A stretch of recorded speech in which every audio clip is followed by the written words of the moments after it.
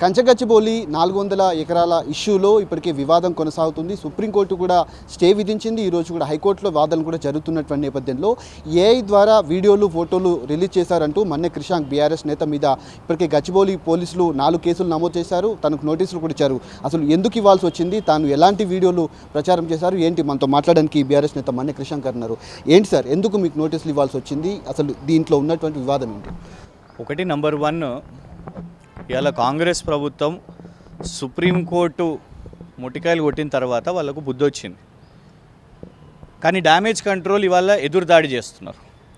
జాతీయ స్థాయిలో ఇవాళ పర్యావరణవేత్తలు కానివ్వండి, విద్యార్థులు కానివ్వండి, సమాజంలో అందరూ, అది నటులు నటీమణులు కానివ్వండి, ప్రతిపక్ష పార్టీలు కానివ్వండి, అందరూ కూడా కాంగ్రెస్ ప్రభుత్వం చేసిన ఈ చెట్ల నరికివేతను, పర్యావరణం మీద పగబట్టిన విధానంగా వాళ్ళు ఏదైతే చేసిరో దాన్ని తప్పుబట్టారు. సుప్రీంకోర్టు కూడా అందుకే సువోమోటో తీసుకుంది.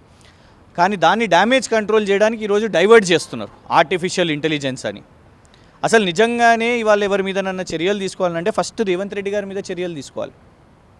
అబద్ధాలు మొదలుపెట్టింది రేవంత్ రెడ్డి గారు. అసెంబ్లీలో నిలబడి అసలు జింకలే లేవు, గుంటనక్కలు ఉన్నాయని విద్యార్థులను గుంటనక్కలు అనడం.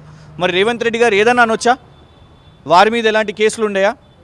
బట్టి విక్రమార్క గారు అబద్ధాలు చెప్పొచ్చా? అక్కడ ఏం జింకలు లేవు, అన్నీ ఆర్టిఫిషియల్ ఇంటెలిజెన్స్ ద్వారానే అని. పొంగులేటి శ్రీనివాసరెడ్డి గారి మీద కేసు కావద్దా? పేమెంట్ తీసుకొని చేస్తున్నారు వాళ్ళందరూ అని. సోషల్ మీడియా ఇన్ఫ్లుయెన్సర్లను కూడా ఇవాళ కిరాయికి తీసుకొని 20,000 రూపాయలు వాళ్ళకు కిరాయి ఇచ్చి ఇవాళ విద్యార్థుల మీద, ఆ యూనివర్సిటీ ఆఫ్ హైదరాబాద్ ఉద్యమం మీద నెగిటివ్గా అటాక్ చేపిస్తున్నారు. మేము చేసింది ఏంటిది? ఏదైతే అక్కడున్న మీడియా వాళ్ళు, అక్కడున్న సోషల్ మీడియా వాళ్ళ, యూనివర్సిటీ ఆఫ్ హైదరాబాద్లో చదువుకుంటున్న విద్యార్థులు వాళ్ళు పంపించిన ఫొటోస్, వాళ్ళు అప్లోడ్ చేస్తున్న ఫొటోస్ని మేము సోషల్ మీడియాలో వేసినాం వాళ్ళకి సపోర్ట్గా, మద్దతుగా. ఇప్పుడు రాహుల్ గాంధీ గారు, రోహిత్ వేముల గారు ఉద్యమంలో అక్కడ పాల్గొనగలుగుతారు, 2 సార్లు వెళ్ళగలుగుతారు.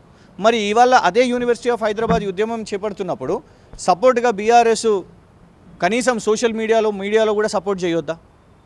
ఇలా అది చేసినందుకు ఇవాళ 4 ఎఫ్ఐఆర్లు పెట్టి ఆర్టిఫిషియల్ ఇంటెలిజెన్స్ ఉన్నాయి, చూడండి అవి ఏమేమి పెట్టినాం.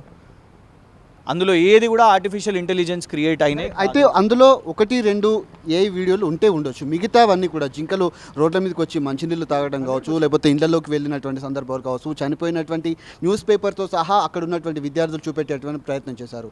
వాటి మీద లేని కేసులు ఈ వీడియోల మీద ఎందుకు పెట్టారని మీరు భావిస్తున్నారు? అంటే ఒకటండి, నంబర్ 1, అసలు కాంగ్రెస్ ప్రభుత్వానికి నైతికత ఉందా? వాళ్ళు ఆర్టిఫిషియల్ ఇంటెలిజెన్స్ వాడినరు. అసలు వాళ్ళ ప్రభుత్వం వచ్చిందే అబద్ధాల పునాదులతోని.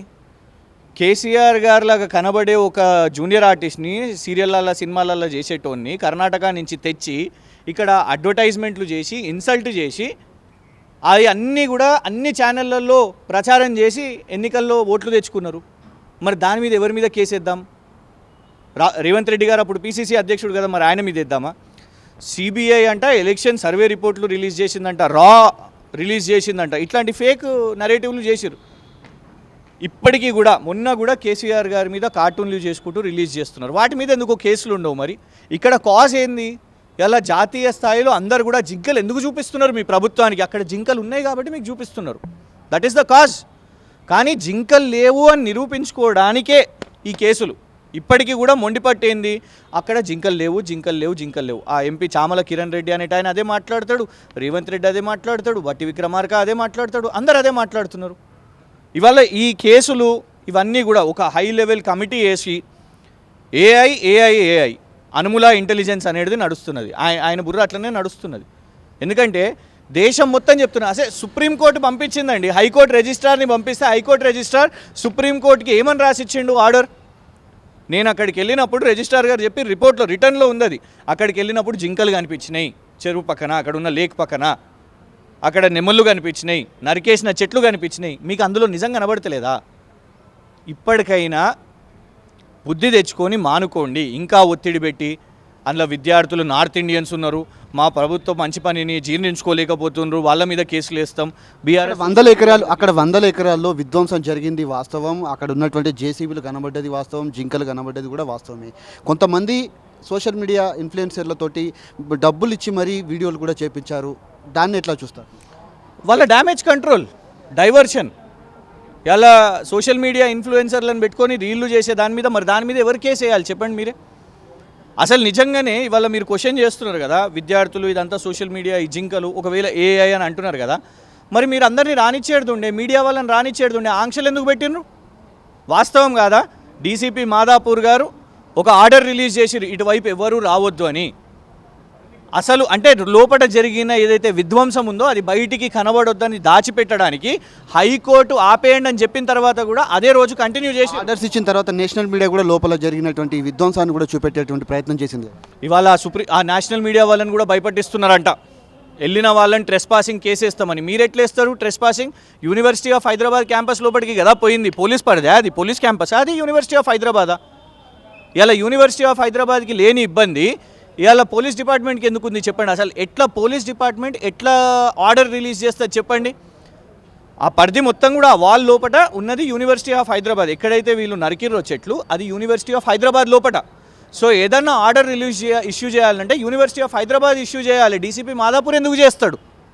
అక్కడనే అర్థమవుతున్నది ఈ ప్రభుత్వం అక్కడ ఎమర్జెన్సీ డిక్లేర్ చేసింది. మీడియా వాళ్ళు రావద్దు, ఎవరూ చూపెట్టొద్దు, విద్యార్థులు మాట్లాడొద్దు, ఏమైనా చేస్తే ఇగో ఇట్లా కేసులు వేస్తాం, ఎఫ్ఐఆర్. ఈ నోటీసుల మీద కావచ్చు, విచారణకు ఏ విధంగా హాజరు కాబోతున్నారు, అక్కడ ఎలాంటి సమాధానం ఇస్తారు, లీగల్గా మీరు ఎలా వెళ్ళబోతున్నారు? డెఫినెట్గా న్యాయ పోరాటం చేస్తాం దీని మీద. 2 రోజులు విచారణ ఏమున్నదో అంతగానో ఏం విచారిస్తారో ఇలా. మరి నేను ఒకటే ప్రశ్న అడుగుతా, రేవంత్ రెడ్డి గారు చెప్పారు కదండి జింకలు అనేసి చెప్తాను. మరి వారికి కనిపిస్తే జింకలు, లేకుంటే కలిసి వెళ్దాం. విచారణ ఏమున్నది? పోలీస్ స్టేషన్లో కూర్చొని విచారణ ఎందుకు? యూనివర్సిటీ ఆఫ్ హైదరాబాద్కే పోయి అక్కడే విచారణ చేసుకుందాం. జింకలు కూడా కనబడతాయి లైవ్లో. నన్ను కూడా తీసుకుపోండి, పోలీస్ వాళ్ళు కూడా రండి, జింకలు ఉన్నాయా లేదా తెలిసిపోతుంది. దీనికో పెద్ద 4 ఎఫ్ఐఆర్లు పెట్టి వాళ్ళ టైం వేస్ట్, పాపం పోలీస్ డిపార్ట్మెంట్ టైం వేస్ట్ దీంట్లో ఎందుకు?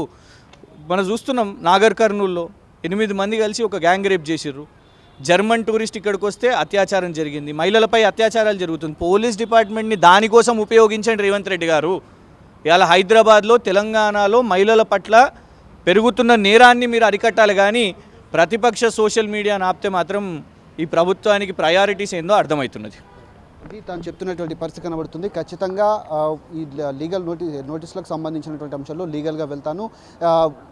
కంచగచ్చిబౌలిలో ఉన్నటువంటి భూ వివాదం ఏదైతే ఉందో అక్కడ ఉన్నటువంటి జింకలు కావచ్చు, నెమ్మలు కావచ్చు, అవన్నీ కూడా వాస్తవమే. ఎక్కడ కూడా ఏఐ సృష్టి లేదు. ఇదంతా కూడా ఏఐ అంటే అనుముల ఇంటెలిజెన్స్గా పేర్కొంటూ తాను కూడా చెప్తున్నటువంటి పరిస్థితి కనబడుతుంది. ఖచ్చితంగా లీగల్గా వెళ్లేందుకు నేను సిద్ధం. ఒకవేళ కనుక రేవంత్ రెడ్డి చేసినటువంటి వ్యాఖ్యలపైన గ్రౌండ్ లెవెల్లో వెళ్ళి చూసొచ్చేటువంటి ప్రయత్నం చేద్దామంటూ కూడా తాను చెప్తున్నటువంటి పరిస్థితులు కనబడుతుంది.